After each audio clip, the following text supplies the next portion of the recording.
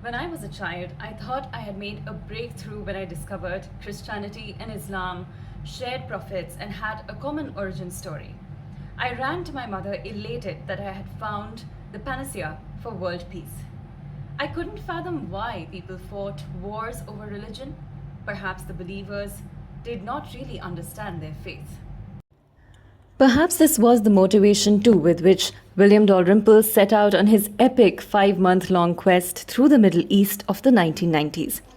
Guided by a similar journey undertaken by John Muscos, the monk, centuries before him, Dalrymple not only traces the history of early Christianity, but also makes a brave attempt to unite the warring peoples of these lands by documenting ground realities beyond the distortions of the news or government propaganda.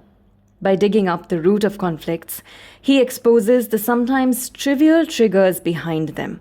There are stories of courage, loyalty, compassion, resilience, and hope, that essential quality in a land where people have had to rebuild their lives again and again through conflict after conflict.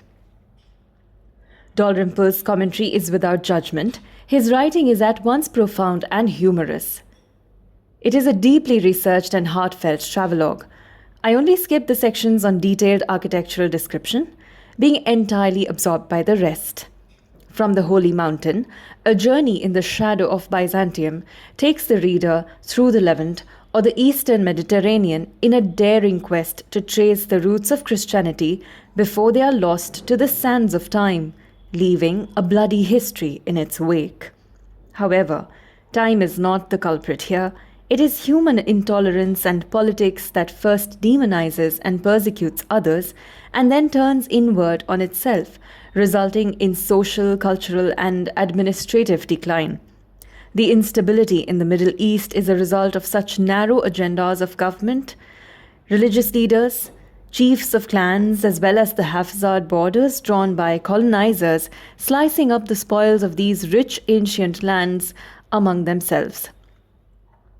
If we wind the clock back, we see that all was not so bleak in the past. Centuries passed when the Middle East witnessed relative peace and prosperity. It was a center of learning and cultural exchange. Syncretic traditions marked the practice of religion. Early Christian and Islamic rituals resembled each other so closely that they were practically indistinguishable. Even pagan traditions found themselves in organized religion. The hard lines that exist today were once blurred, and followers of all the three major religions founded on these soils coexisted in harmony. There was no one point in history when relations began to crumble, but it was a slow and steady decay until the advent of fundamentalism that struck at the foundations of the cosmopolitan Levant. The book firmly establishes the roots of Christianity as an Eastern religion and challenges the perceived intellectual or philosophical superiority of Western ideas.